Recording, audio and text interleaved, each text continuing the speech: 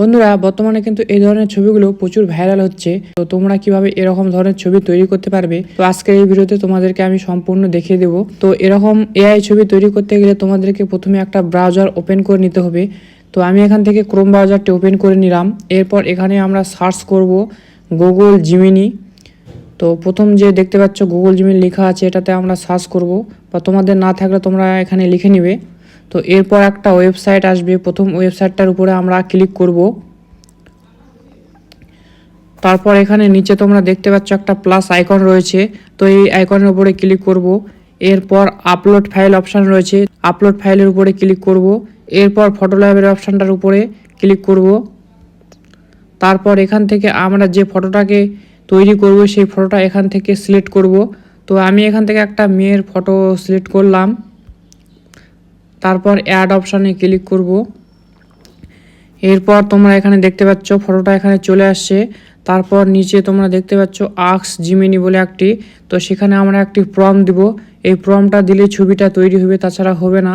তো আমি প্রম্পটটা এখানে পেস্ট করে দিলাম। আর এই প্রম্পটটা তোমরা কোথায় পাবে, আমার ডেসক্রিপশন বক্সে পেয়ে যাবে প্রম্পটটা। তো সেখান থেকে তোমরা কপি করে বা স্ক্রিনশট করে নিয়ে নেবে। তো আমি এখানে তোমরা চাইলে শাড়ির রঙটা চেঞ্জ করতে পারবে। তো আমি এখান থেকে ধরো হোয়াইট শাড়ি এখানে লেখা আছে, এখানে আমি ধরো সাপোজ রেড করে দিলাম, আর এটি রেড করে দিলাম, ঠিক আছে। তাহলে রেড শাড়ি হয়ে যাবে, মানে তোমরা যেরকম চাইবে সেরকম কালারের নাম দিয়ে দিবে, তাহলে কিন্তু সেই রকম ধরনের তোমরা ছবি পেয়ে যাবে।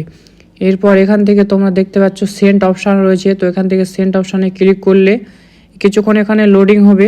এরপর ছবিটা কিন্তু আমাদের তৈরি হয়ে যাবে। তো বন্ধুরা দেখতে পাচ্ছ আমাদের ছবিটা তৈরি হয়ে গেছে, আর এখানে দেখতে পাচ্ছ শাড়িটার কালার কিন্তু রেড হয়েছে। তো খুব সুন্দরভাবে ছবিটা তৈরি হয়ে গেছে।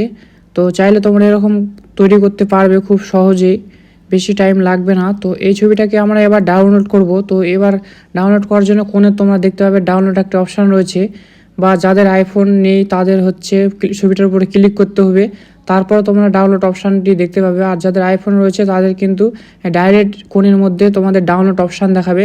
তো আমি এখান থেকে ডাউনলোড অপশানে ক্লিক করলাম। এরপরে কিন্তু ছবিটা আমার ফাইলে সেভ হয়ে যাবে। তো এই ছিল আজকের ভিডিও। তো ভিডিওটা তোমাদেরকে কেমন লাগলো তোমরা কমেন্ট করে জানাও।